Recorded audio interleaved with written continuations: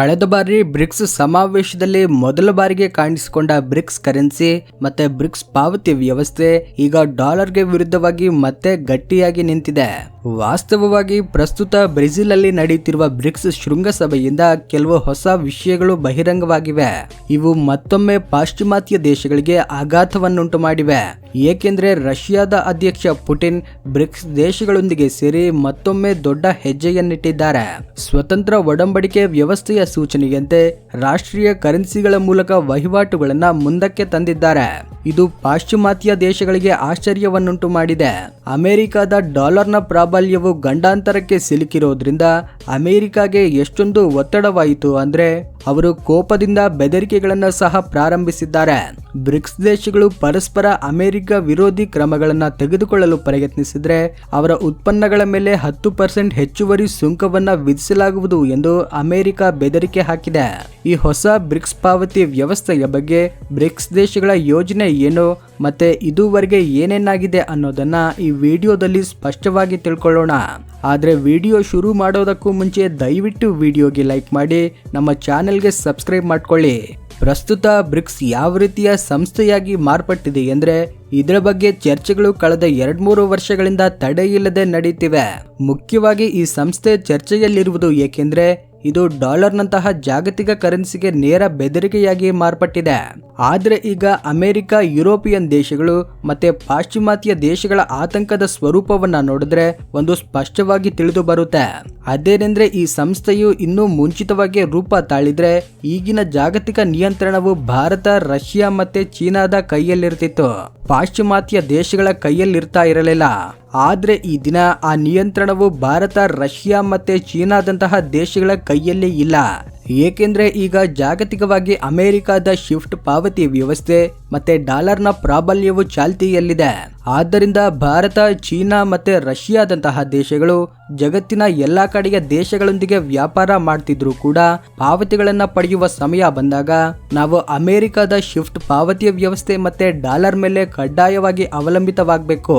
ಆದ್ದರಿಂದ ಪಾಶ್ಚಿಮಾತ್ಯ ದೇಶಗಳಿಂದ ಕೆಲವು ಒತ್ತಡವನ್ನ ಭಾರತದಂತಹ ಇನ್ನುಳಿದ ದೇಶಗಳು ಭರಿಸಬೇಕಾಗುತ್ತೆ. ಇಷ್ಟು ಮಾತ್ರವಲ್ಲದೆ ಈ ರೀತಿಯ ಸೇವೆಯನ್ನ ಪಡೆಯುವುದಕ್ಕಾಗಿ ಕೆಲವೊಂದು ಶುಲ್ಕವನ್ನು ಕೂಡ ಪಾವತಿಸಬೇಕಾಗುತ್ತೆ. ಆದ್ರೆ ಈ ಪಾವತಿ ವ್ಯವಸ್ಥೆಯ ಮೇಲಿನ ನಿಯಂತ್ರಣವು ಪಾಶ್ಚಿಮಾತ್ಯ ದೇಶಗಳ ಕೈಯಿಂದ ಕ್ರಮೇಣ ಏಷ್ಯಾದ ಕಡೆಗೆ ಸರಿಯುತ್ತಿದೆ ಎಂದು ಹೇಳಿದ್ರೆ ನೀವು ನಂಬುತ್ತೀರಾ? ಪ್ರಸ್ತುತಕ್ಕೆ ನೀವು ನಂಬಿದ್ರು ನಂಬದೇ ಹೋದ್ರೂ ಕೂಡ ಈಗ ಇದೇ ವಾಸ್ತವವಾಗಿದೆ. ಈ ಆಲೋಚನೆಯನ್ನ ವಾಸ್ತವವಾಗಿಸುವಲ್ಲಿ ಬ್ರಿಕ್ಸ್ ಅತ್ಯಂತ ಸಹಕಾರಿಯಾಗಿದೆ. ವಾಸ್ತವವಾಗಿ ಬ್ರಿಕ್ಸ್ ಎಂದ್ರೆ ಬ್ರೆಜಿಲ್, ರಷ್ಯಾ, ಭಾರತ, ಚೀನಾ ಮತ್ತೆ ದಕ್ಷಿಣ ಆಫ್ರಿಕಾ ಎಂದು ಇದರ ಹೆಸರಿಂದಾನೇ ತಿಳಿದು ಬರುತ್ತೆ. ಆರಂಭದಲ್ಲಿ ಈ ದೇಶಗಳು ಮಾತ್ರ ಈ ಆಲೋಚನೆಗೆ ಜನ್ಮ ನೀಡುತ್ತವೆ ಮತ್ತೆ ಒಟ್ಟಾಗಿ ಈ ಸಂಸ್ಥೆಯನ್ನ ಸ್ಥಾಪಿಸಲು ಆರಂಭಿಸುತ್ತವೆ. ಇದು ಮುಖ್ಯವಾಗಿ ಜಾಗತಿಕ ಆರ್ಥಿಕ ವ್ಯವಸ್ಥೆಯನ್ನ ಸುಧಾರಿಸಲು ಮತ್ತೆ IMF, ವಿಶ್ವ ಬ್ಯಾಂಕ್ ನಂತಹ ಪಾಶ್ಚಿಮಾತ್ಯ ದೇಶಗಳ ನಿಯಂತ್ರಣದಲ್ಲಿರುವ ಸಂಸ್ಥೆಗಳಲ್ಲಿ ಭಾರತ, ರಷ್ಯಾ ಮತ್ತೆ ಚೀನಾದಂತಹ ಅಭಿವೃದ್ಧಿಶೀಲ ದೇಶಗಳಿಗೆ ಹೆಚ್ಚಿನ ಶಕ್ತಿಯನ್ನ ಮತ್ತೆ ಭಾಗವಹಿಸುವಿಕೆಯನ್ನ ಒದಗಿಸಲು ರಚಿತವಾಯಿತು. ಇದರ ಗುರಿಯು ಬಡ ಮತ್ತೆ ಅಭಿವೃದ್ಧಿಶೀಲ ದೇಶಗಳ ಧ್ವನಿಗೆ ಬಲವನ್ನ ಒದಗಿಸೋದು ಮತ್ತೆ ಅವರ ಹಿತಾಸಕ್ತಿಗಳ ಬಗ್ಗೆ ಮಾತನಾಡೋದು. ಯಾಕಂದ್ರೆ ಈ ಹಿಂದೆ ಸಣ್ಣ ಮತ್ತೆ ಬಡ ದೇಶಗಳ ಮಾತನ್ನ ಕೇಳಲು ಯಾರು ಸಿದ್ಧವಾಗ್ತಾ ಇರಲಿಲ್ಲ. ಆದ್ರೆ ಈ ದಿನ ಬ್ರಿಕ್ಸ್ ತುಂಬಾ ಶಕ್ತಿಯನ್ನ ಗಳಿಸಿದೆ. ಇದರಿಂದ ಜಗತ್ತಿನ ವಿವಿಧ ದೇಶಗಳು ಇದರಲ್ಲಿ ಸೇರಲು ಬಯಸ್ತಿವೆ.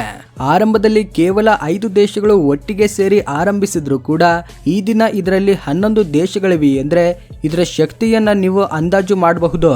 ಜಾಗತಿಕ ಜನಸಂಖ್ಯೆಯಲ್ಲಿ 56% ಬ್ರಿಕ್ಸ್ ದೇಶಗಳ ವ್ಯಾಪ್ತಿಯಲ್ಲಿ ಬರುತ್ತೆ ಮತ್ತೆ ಜಾಗತಿಕ GDPಯು 44% ಈ ಬ್ರಿಕ್ಸ್ ದೇಶಗಳದ್ದೇ ಆಗಿದೆ. ಇದರಲ್ಲಿ ಸೇರಿರೋ ದೇಶಗಳ ಬಹುಪಾಲು ಅಮೆರಿಕದ ಶಿಫ್ಟ್ ಪಾವತಿ ವ್ಯವಸ್ಥೆ ಮತ್ತೆ ಡಾಲರ್ನಿಂದ ಬೇಸತ್ತ ದೇಶಗಳೇ ಆಗಿವೆ. ಇದಕ್ಕೆ ದೊಡ್ಡ ಉದಾಹರಣೆಗೆ ರಷ್ಯಾದ ಮೇಲೆ ಅಮೆರಿಕ ನಿರ್ಬಂಧಗಳ ಜಾಲವನ್ನ ಹಾಕಿದೆ. ರಷ್ಯಾಗೆ ಇನ್ನೂ ಕೂಡ ಆ ಜಾಲದಿಂದ ಹೊರಬರಲು ಸಾಧ್ಯವಾಗ್ತಿಲ್ಲ. ಈ ಟೈಮಲ್ಲಿ ರಷ್ಯಾಗೆ ಡಾಲರ್ನಲ್ಲಿ ಪಾವತಿಗಳನ್ನ ಮಾಡಲು ಸಾಧ್ಯವಾಗದೇ ಇದೆ. ಶಿಫ್ಟ್ ವ್ಯವಸ್ಥೆಯನ್ನ ಬಳಸಲು ಸಾಧ್ಯವಾಗ್ತಿಲ್ಲ.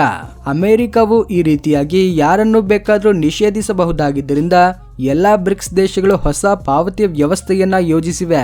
ಇದರ ಮೂಲಕ ಅಮೆರಿಕದ ಶಿಫ್ಟ್ ಪಾವತಿ ವ್ಯವಸ್ಥೆಯ ಮೇಲೆ ಅವಲಂಬಿತರಾಗುವ ಅಗತ್ಯವಿಲ್ಲ ಮತ್ತೆ ಡಾಲರ್ನ ಅಗತ್ಯವೂ ಕೂಡ ಬೀಳೋದಿಲ್ಲ. ಈ ಆಲೋಚನೆ ಕಳೆದ ವರ್ಷವೇ ಜನ್ಮ ತಾಳಿತು. ಆದ್ರೆ ಬ್ರಿಕ್ಸ್ ಶೃಂಗಸಭೆ ಮತ್ತೆ ನಡೆದಾಗ ಇದರ ಚರ್ಚೆಯನ್ನ ಇನ್ನಷ್ಟು ಹೆಚ್ಚಿಸಿದ್ರು.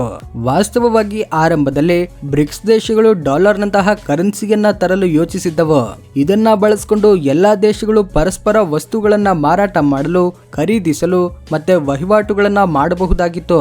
ಆದ್ರೆ ಡಿಜಿಟಲ್ ಯುಗದ ಆಗಮನದೊಂದಿಗೆ ಹೊಸ ಪಾವತಿ ವ್ಯವಸ್ಥೆಯನ್ನ ಸ್ಥಾಪಿಸುವ ಆಲೋಚನೆ ಬಂತು.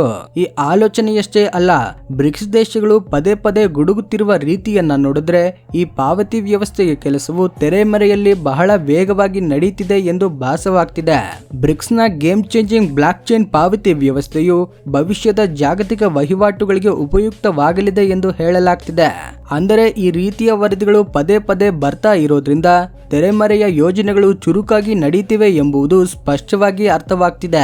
ಒಂದು ವೇಳೆ ಇದೇ ಆಗದಿದ್ರೆ ಅಮೆರಿಕದ ಆತಂಕವು ಈ ರೀತಿಯಾಗಿ ಕಾಣಿಸ್ತಾ ಇರಲಿಲ್ಲ. ಏಕೆಂದ್ರೆ ಅವರ ಆತಂಕವು ಎಷ್ಟೊಂದು ಹೆಚ್ಚಾಗಿದೆ ಎಂದ್ರೆ, ಬ್ರಿಕ್ಸ್ ದೇಶಗಳು ಒಟ್ಟಿಗೆ ಅಮೆರಿಕಾಗೆ ವಿರುದ್ಧವಾಗಿ ಏನಾದ್ರೂ ಮಾಡಲು ಪ್ರಯತ್ನಿಸಿದ್ರೆ ಈ ಬ್ರಿಕ್ಸ್ ದೇಶಗಳ ಉತ್ಪನ್ನಗಳ ಮೇಲೆ 10% ಹೆಚ್ಚುವರಿ ಸುಂಕವನ್ನ ವಿಧಿಸುವುದಾಗಿ ಮುಂಚಿತವಾಗಿ ಬೆದರಿಕೆ ಹಾಕಿದೆ.